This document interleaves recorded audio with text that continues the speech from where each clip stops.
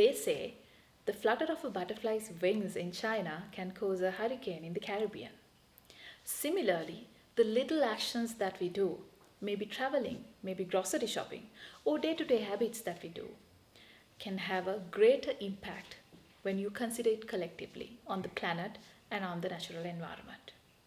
And we know that most of our atmosphere, about 78% of it, is made up of nitrogen. They again say too much of anything can make you sick. Is this the same for nitrogen? To find answers for that, we have Dr. Netty Van Dijk with us today. She's from UK Centre for Ecology and Hydrology. And Dr. Netty, welcome to our podcast. And I would like to ask, many of us have heard or seen about carbon footprint, right? And most of us are educated in so many ways because there's a growing climate emergency that is circled around the carbon footprint.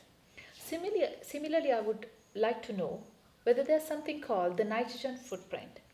If so, whether it is how adverse the impact of nitrogen footprint have towards our planet. If you can explain it a bit. Yeah. Thank you very much for having me. Yes, indeed, we all have, most of us have heard about the carbon footprint. The nitrogen footprint is far less known. There's not really a reason for that because nitrogen, as you already said, is everywhere. It's in the air, it's in the soil, it's in our food, it's everywhere. And most of it is stable and doesn't react. But a small proportion of it does react. And if we have too less or too much of it, then we get problems. Nowadays, it's getting towards too much of the parts of nitrogen that are called ammonia or nitrate, and it's becoming more and more important that we should reduce this kind of particles in the air, in the soil, in the water, because it has a big effect. All plants need some nitrogen for growing, otherwise nothing is growing. There is no rice, there are no vegetables, there are no trees, but what you already said, too much can be, more can be too much. And we are studying that kind of things, how much you need and how to avoid waste.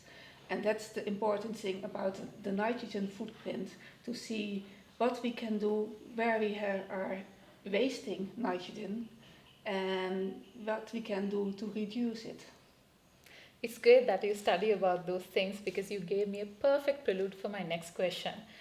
I would like to ask then again, because we are familiar with what are the sources how we contribute to the carbon emissions or carbon footprint. Similarly, I would like to ask domestically or in an industrial scale, how do we contribute, or what are the ways or the sources that we contribute to nitrogen footprint? Yes, that's a really interesting question and also really important. And as said earlier, nitrogen is everywhere.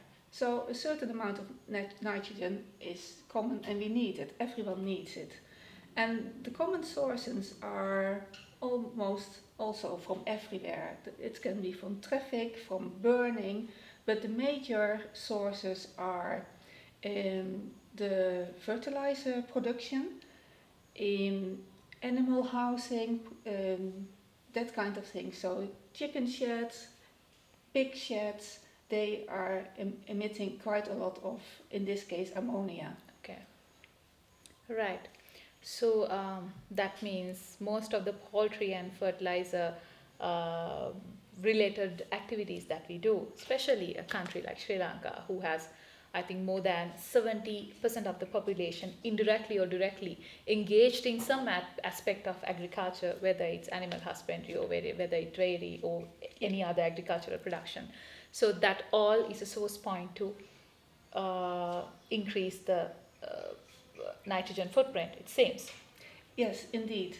But of course, we need some nitrogen to grow the vegetables and to grow the rice and to breed the chicken. So it's in case of a balance. They need the nitrogen, but we should prevent to waste too much or use fertilizer. Extra. Yes, exactly. So we should use it in a clever way so that we don't waste anything or that it don't leach to the water and that still the plants get enough to grow and to feed us. Right. I'm learning so much already. So that actually makes me to ask the final question from you in this podcast. Uh, can you give us some tips, maybe industrial scale or maybe in a household level, that you said that we need to use the fertilizer in a balanced way? Yeah. Maybe some tips. How do we identify this balanced way, or in poultry or animal husbandry, how we can manage it in a way that process optimization or any other way that we can contribute to control the nitrogen growth of nitrogen footprint? There are already quite a few simple things you can do. For farmers, for example, if it's used in the field where they grow it, also they need to be careful how much manure or fertilizer they are using. They can look at the field in different ways. They can see if the plants have not enough nitrogen, the leaves are getting yellow, so then they need some food, so to say. Oh, but if they get too much, the leaves are getting darker green, and they can also get susceptible to fungi, more insects. So they need to find a balance. What they can do is they can take a soil sample and let it analyze, and then that company can tell them how much they need to apply without wasting anything. So that's a good thing to do. Another thing is, like the same as for carbon footprint, the travel. If you try to reduce your travel, that will help quite a lot. And as one of the most important sources of the nitrogen emission are the poultry farms and the pig farms.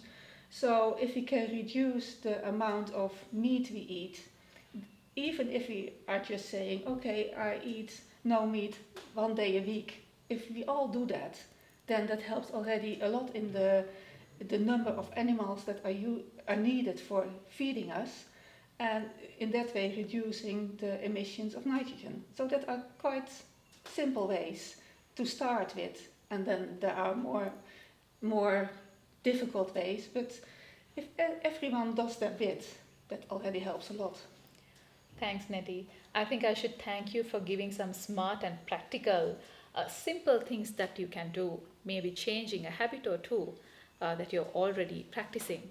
So, once again, thank you so much on behalf of Dilmah Conservation and Dilmah Tea that coming to Sri Lanka and doing this research with so many other collaborative parties.